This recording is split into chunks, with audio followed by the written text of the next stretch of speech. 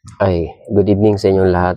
Nandito tayo. May ibibigay lang ako na konting konting kumbaga aral na pwedeng mapulutan ng aral ng iba na nagtatrabaho sa construction.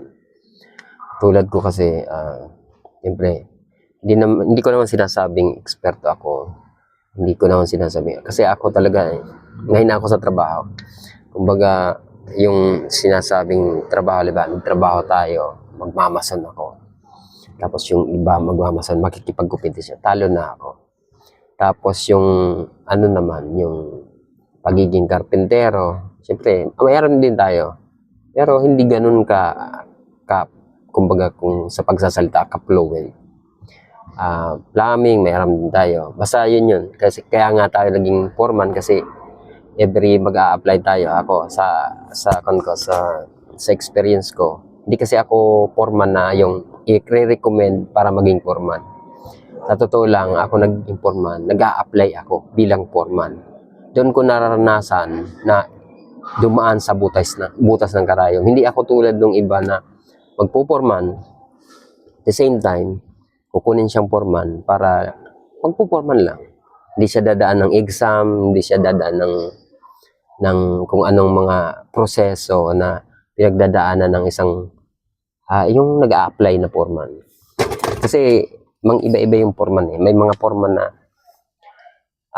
sila mag-a-apply, ang dala lang nila yung knowledge nila.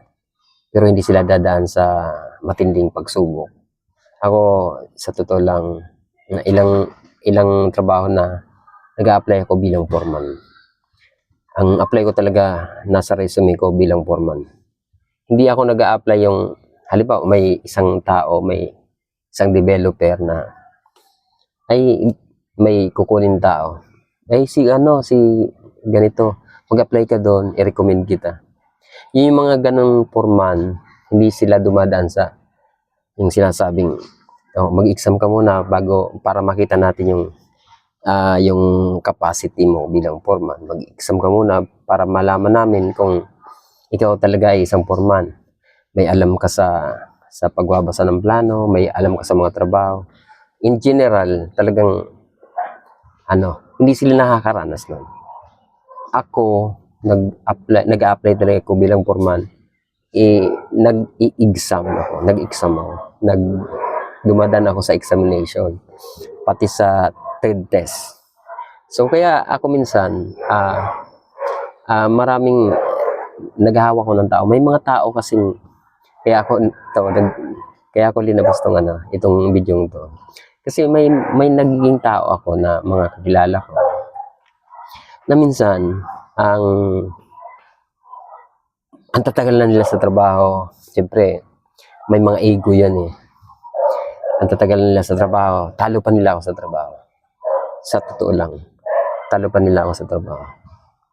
Kaya pag sila na napag-utusan ko, naging tao sila, iba yung dating. Iba yung parang ramdam ko yung bigat sa loob nila na susunod sila sa akin. Lalo na mga kilala ko. Ranas ko yun, ilang beses ko nang naranasan yun.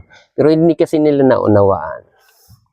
Na sila talaga, kung gugustuhin naman nila talagang umangat sa posisyon bilang, kasi sa construction boy, sa mga construction, ang pinakamataas na sa construction boy na magiging pinakatap na aangatan mo, maging general foreman ka. So doon, hindi kasi nila tinatry na mag-apply bilang foreman. Malay mo, sila pag nag-apply sila, pumasa sila. O kaya, magkaroon ng pagkakataon na may mag-recommend sa kanila bilang foreman. Siguro, yun, maranasin nila yung dinadanas ko ngayon. Na minsan, sa totoo lang stress ako kasi pagramdam ko yung kakilala ko, ang pakiramdam ko parang ang bigat sa loob nila na sundin ako.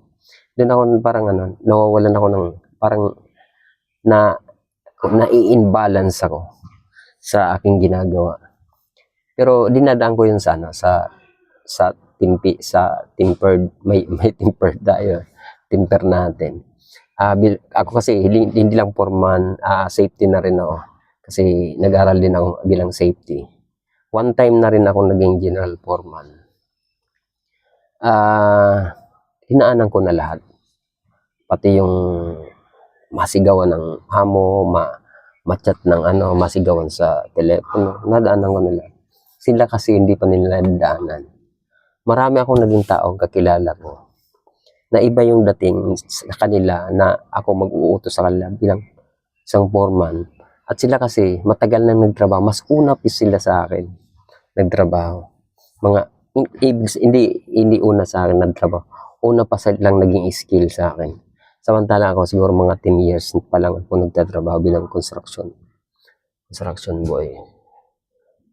Masakit sa loob nila na bilang isang kakilala nila na utos-utusan lang sila. So, minsan pinapaliwanag ko sa toolbox ko na ganito, ganyan. Kailangan nilang maunawaan kasi yun. So, yun yung punto ko na yung iba kasi nagyayabang, mayabang, bali, pag nasagi mo sila sa ligo nila, pag inutusan mo, ganito, ayusin mo yan. Parang ang bigat sa kanilang gawin yung bagay na alam naman natin, alam nila yun. Kaya lang, siyempre, lahat ng tao nagkakamali. Di naman sila perfecto. Kahit ako hindi ko perfecto. Pag nakitaan mo talaga, bilang foreman ako, bilang isang foreman, nakitaan ko ng mali. Inuutos ko na pakiayos. Doon sila nasasaktan. Kasi, yun nga naman, iniisip nila na, mas magaling pa ako dito, pinutusan. Hindi nila alam na ang foreman hindi lang sa trabaho ang kailangang gawin. Mayroon din kaming managing, yung pagmamanage ng tao, pagmamanage ng trabaho, kung paano yung daily routine.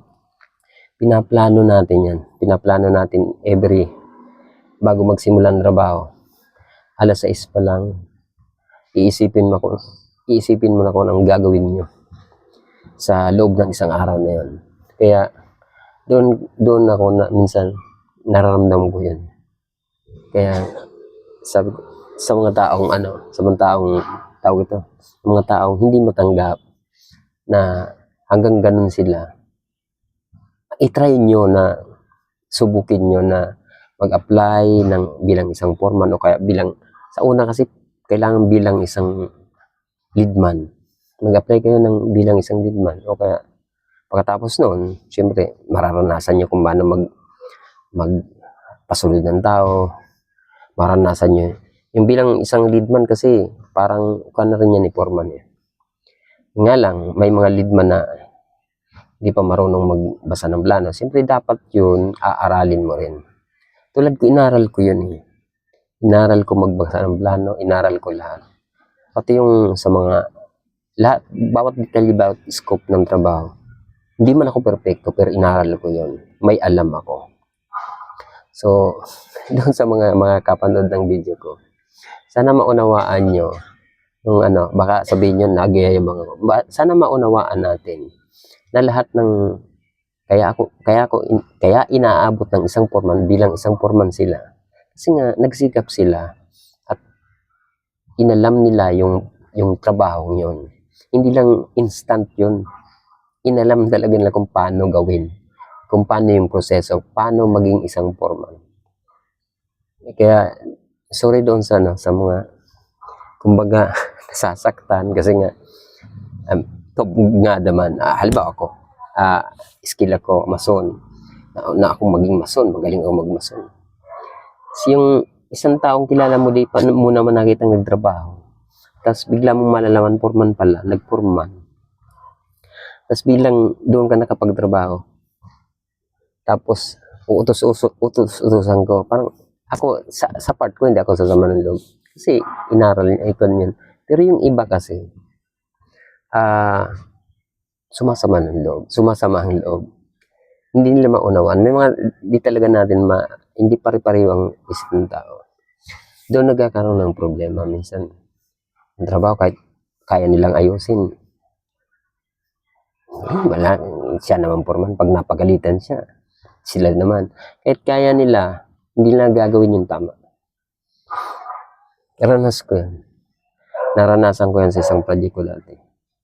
Na alam nyo ba, sinukuhan ko yung project na yun, iniuwian ko yun, inalisan ko yun kasi ang ayaw ko lang na magkaaway-away kami. So, ginawa ko, nag-apply ako ng isang kumpanya sa Valenzuela. Nung mag-apply ako doon, naging general foreman ako doon.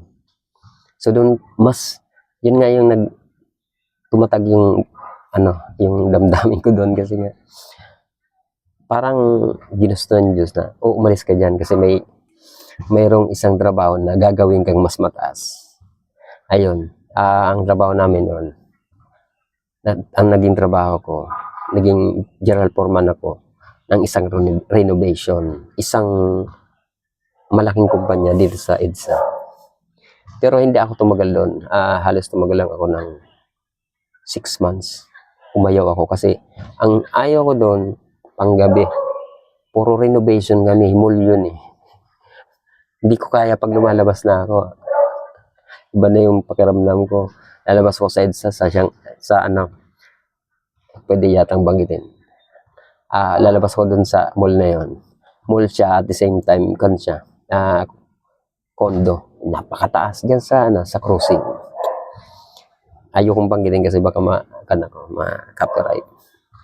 Harapan siya ng sa cruising. Yung cruising, yung MRT, LRT, tapos kanto nga to siya. Yung building doon na napakataas. Sa ayokong mabanggit ng makaka-copyright tayo. So,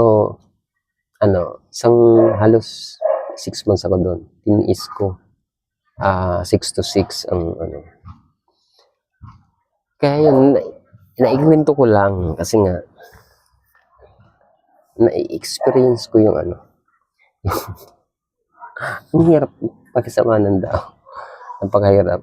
Kaya feeling nila na parang na-under sila.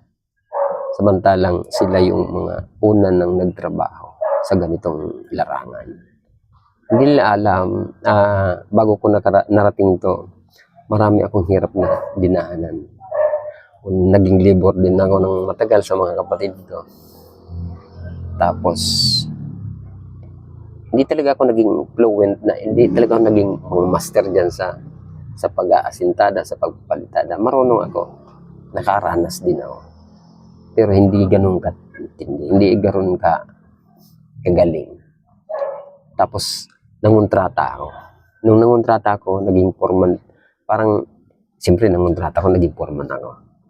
Parang ako na yung, nangontrata ko pa yung foreman. So, yung routine ng trabaho ko, mag-manage ng tao. At the same time, nung time na yon, nag-aaral ako bilang safety. Yun na naranasan kong malugi, halos 100,000. Nalugi ko. Pinabayaan ko na lang. Nalugi ako. Sa madaling salita, doon ako natuto sa mga bagay na dami ko natutunan. Hanggang sa paulit-ulit, mag-apply ako foreman. Tapos i-examine ako.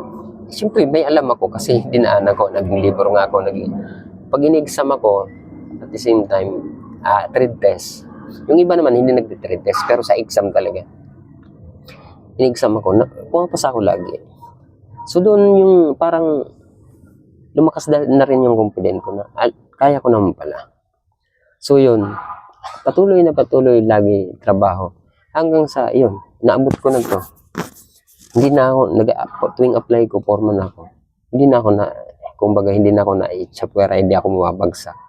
Kasi laging ang exam ko, pasado. Interview, pasado. Kaya, yun, payo ko lang sa mga gustong mag-foreman, duman kayong leadman. Kasi nag-leadman ako eh. Hindi ko na lang naikwento. Duman kayo bilang leadman, tapos aralin nyo yung mga bagay na ginagawa ng foreman. Tulad ng paano magbasa ng plano. Tapos dagdagan yung skill nyo. Kung gusto nyo dagdagan yung skill nyo, mag-aral kayo ng yung tulad ng safety. Marami dyan sa construction, yung scaffolding. Basta yung yung pwedeng maging maging ambag doon sa pagiging yung foreman. Dapat meron kayo nun. Skills, yung mga skills, mag-aral ko ng electrical. Kasi nga sa electrical, kahit ako may alam ako. Pero siyempre, wala tayong sertipiko para maipagkita na tayo isang electrician. So, pero alam natin yung trabaho. Alam ko kung may mali, alam ko kung mali yung ginagawa niya. Kasi nga, alam kong magbasa ng plano. Kasi, siyempre, yung electrical, susunod sa plano yon. Ngayon, kung may nalalabag siya doon sa plano, alam ko yon. Kaya, kaya kong sabihan yung electrician na, mali ito eh. Dapat ganito gawin mo. So, yun yung dapat inaaral. Ang gustong, huwag kayong magagalit sa isang foreman. Kasi minsan, galit sila sa foreman kasi nga, ang yabang, wala daw alam. Hindi naman magiging foreman yan kung walang alam. Dapat, alamin nyo kung paano na siya ganiging foreman. Mag-apply kayo bilang foreman. O kaya pag may nag-recommend sa inyo na maging foreman, try nyo na maging foreman. Para maranasan nyo. Malay nyo, lumawak yung alam nyo na sa maging general foreman kayo. Pwede yun mangyari. So yun lang. Kasi nga, siyempre, hindi ko na patatagalin tong video to. Siyempre, sinasabi ko yun para yung mga makakapanood nitong mga video ko, malaman nila, kung may mali man sa mga sinabi ko, siguro pwede nyo akong i-correct, mag-chat kayo, mag-comment kayo dito sa video ko, para malaman ko kung ano yung pagkakamaling malay mo. Kasi wala akong script. Hindi ako gumagamit ng script, bas pag nagbablog ako, pag gumagawa ako ng content. Hindi ko kasi hilig yung gusto ko, the spot. Kung ano yung nasa isip ko, yun yung sasabihin ko. Kaya, kung may nakita kayo sa sinasabi ko na mali, pwede nyo akong i-correct. Pwede kayo mag-comment, kahit anong comment, para maiayos ko kung ano yung pagkamali ko. Yun lang, salamat at sana makita nyo tong vlog ko, mapanood nyo, para baka makakuha kayo ng makapulot kayo ng aral. At the same time, mai-apply nyo. Kung hindi man, kung may mali ako doon, maitama nyo. Sa sarili nyo lang, itama nyo sa sarili nyo. Kahit sabihin nyo sa akin, mali ka doon. Okay lang sa akin yun. So, yun lang. Paalam. Salamat na marami. At sana mabuhay ko. Thank you.